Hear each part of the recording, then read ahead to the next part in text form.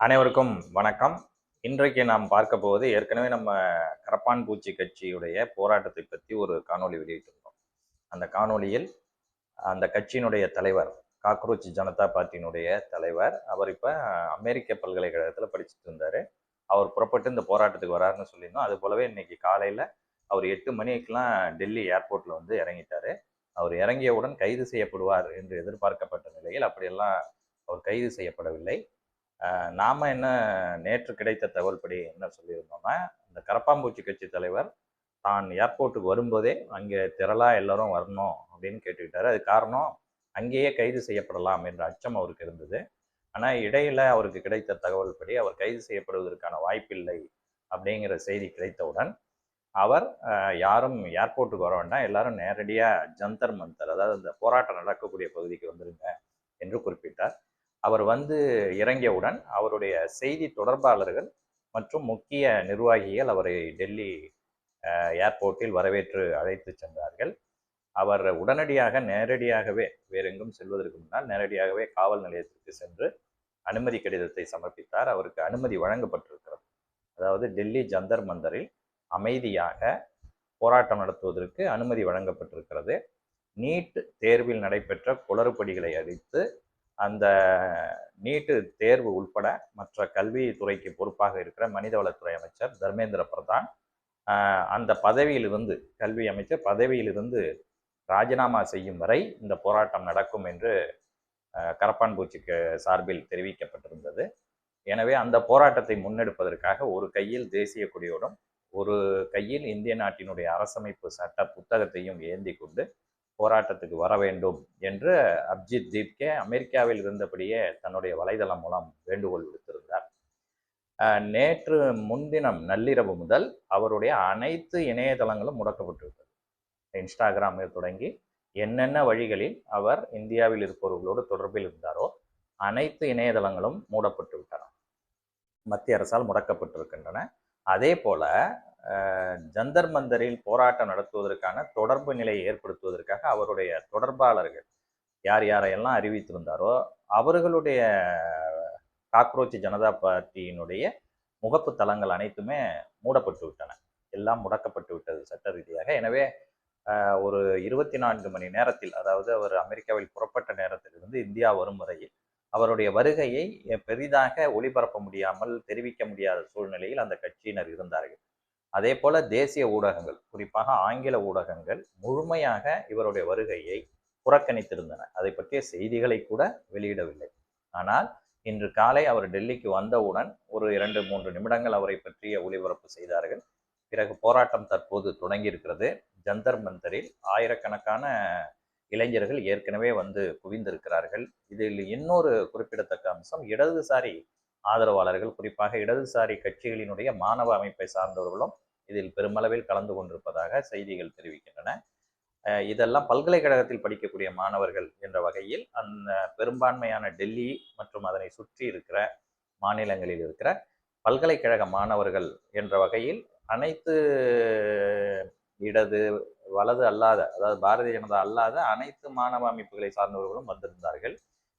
காங்கிரஸ் கட்சியினர் யாரும் வரவில்லை என்று தெரிகிறது.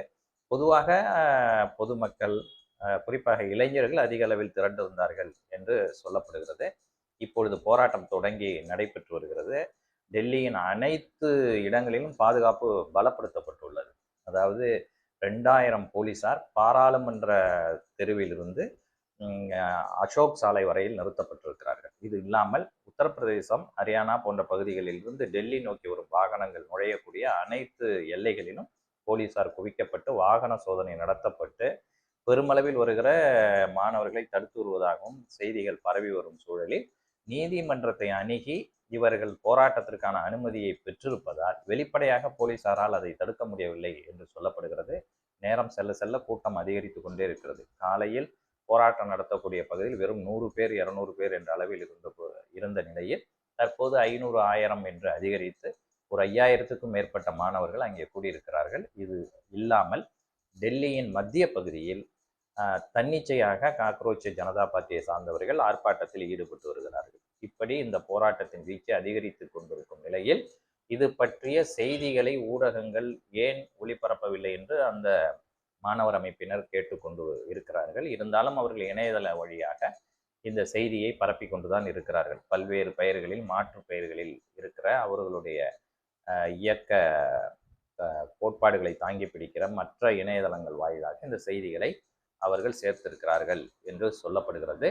நாளை ஞாயிற்றுக்கிழமையாக இருக்கிறது. இந்த போராட்டம் இன்றே முடிந்து விடுமா அல்லது நாளையும் தொடருமா என்று பார்த்தால், அந்த இயக்கத்தை பொறுத்தவரையில் மத்திய அமைச்சர் நீட் குளறுபடிகளுக்கு பொறுப்பேற்று தர்மேந்திர பிரதான் அவர்கள் ராஜினாமா செய்யும் வரை இந்த போராட்டம் தொடரும் என்று அறிவித்திருக்கிறார்கள்.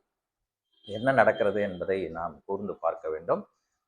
இணையதளத்தில் அவர்களுக்கு இருந்த பெருத்த ஆதரவு, அதனை ஒட்டி இப்பொழுது நேரடியாக களத்திற்கு வந்திருக்கிற நேரத்தில் இவ்வளவு போலீஸ் கெடுபிடி மற்றும் ஊடக ஒத்துழைப்பு இல்லாத சூழலிலும் கூடியிருக்கிற கூட்டம் என்பது ஏதோ செய்தியை சொல்ல முனைகிறது என்றுதான் தெரிகிறது. ஆனாலும் இவர்களுடைய போராட்டத்தின் பின்னணியில் யார் யார் இருக்கிறார்கள், இவர்களுடைய நோக்கம் என்ன என்பதெல்லாம் இன்னும் போக போகத்தான் இவர்கள் போராட்ட களத்தில் அவர்கள் கடைபிடிக்கிற முறை, அவர்கள் யாரை எதிர்த்து போராடுகிறார்கள் என்பதை பொறுத்தெல்லாம் தெரிய வரும். அந்த போராட்ட வடிவத்தில் மாற்றங்கள் இருக்கலாம். ஆனால் போராட்டம் யாருக்கு எதிரானது என்பதில் அவர்கள் தொடர்ந்து தெளிவாக ஒரே நிலைப்பாட்டை எடுக்கிறார்களா அல்லது வேறு ஏதேனும் அரசியல் பின்னணியோடு செயல்படுகிறார்களா என்பதெல்லாம் நாம் பொறுத்திருந்துதான் பார்க்க வேண்டும். இந்த நிலையில டெல்லியின் அனைத்து பகுதிகளிலுமே மாணவர்கள் வந்து கொண்டிருக்கிறார்கள்.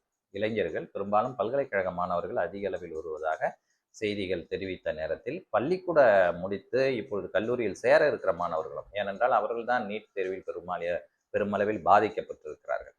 இன்னொன்று, இப்பொழுது இந்த காக்ரோச் ஜனதா பார்ட்டி இல்லாமல் 15 வயது இளைஞர்கள், டீனேஜ் ஸ்டூடெண்ட்ஸ், எஸ்பெஷலி இந்த காலேஜ் எஜுகேஷனுக்கு நோக்கி அட்மிஷனுக்காக காத்திருக்கிற பள்ளி கல்வியை முடித்த மாணவர்கள், அவர்கள் நிறைய நீட்டு தேர்வில் நடைபெற்ற குளறுபடிகளை தற்போது தங்களுடைய இணையதளத்தில் வெளியிட்டு வருகிறார்கள். பொதுவாக அரசியலில் கவனம் செலுத்த மாட்டார்கள் என்று கருதப்பட்ட நிலையில், தாங்கள் நேரடியாக பாதிக்கப்பட்டிருப்பது ஒரு காரணம் என்றாலும் இதை துணிச்சலாக அவர்கள் இந்த குளறுபடி நடைபெற்றதுக்கான ஆவணங்களை இன்ஸ்டாகிராமிலும் மற்ற இணையதளங்களிலும் தொடர்ந்து வெளியிட்டு வருகிறார்கள். நீதிமன்றங்களிலும் காவல் நிலையத்திலும் அதை ஒப்படைத்திருக்கிறார்கள்.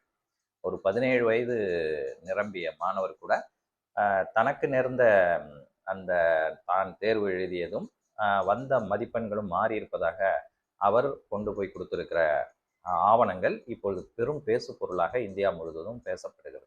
எனவே இந்த போராட்டம் நிற்குமா, நீடிக்குமா என்பதை நாம் பொறுத்திருந்து பார்ப்போம். மீண்டும் செய்திகள் கிடைத்தவுடன் உங்களை நான் மாலையில் இந்த போராட்டத்தின் குறித்த முக்கிய செய்திகளை தெரிவிக்கிறேன். இடையில் ஒரு செய்தி, யார் யாரெல்லாம் செய்தி தொடர்பாக அறிவிக்கப்பட்டார்களோ அவர்கள் எல்லோருமே இந்த போராட்டத்தில் கலந்து கொண்டிருக்கிறார்கள். அதே போல லடாக் போராட்டத்தின் பெரும் புகழ் பெற்றவரும் சிறைச்சாலைகளில் அடைக்கப்பட்டிருந்தவருமான வாங்சூக் இந்த போராட்டத்தில் கலந்து கொண்டிருக்கிறார். எனவே இந்த போராட்டம் எந்த அளவிற்கு விரிவடையும், எவ்வளவு பேர் இதில் கலந்து கொள்வார்கள் என்பதையெல்லாம் நாம் பார்த்து கொள்ள வேண்டும். இந்த போராட்டம் தொடங்கி இருக்கும் நேரத்தில் அண்ணாமலை தமிழ்நாட்டில் அரசியலில் நுழைவது, தனி கட்சியை துவக்குவது என்பதும், அவருக்கான முக்கியத்துவத்தை ஆங்கில தொலைக்காட்சிகள் கொடுப்பதும், இந்த போராட்டத்திற்கான முக்கியத்துவத்தை அந்த தொலைக்காட்சிகள் தவிர்த்திருப்பதும் பெரும் பேசு பொருளாக இருக்கிறது என்று டெல்லியிலிருந்து வரும் செய்திகள் தெரிவிக்கின்றன. காத்திருப்போம் மேலதிக செய்திகளுக்கு. நமது யூடியூபை சப்ஸ்கிரைப் செய்து கொள்ளுங்கள். முடிந்தவரை ஷேர் செய்யுங்கள். உங்களுடைய கமெண்ட்டுகளை நமது கமெண்ட் பகுதியில் பதிவிடுங்கள். நன்றி, வணக்கம்.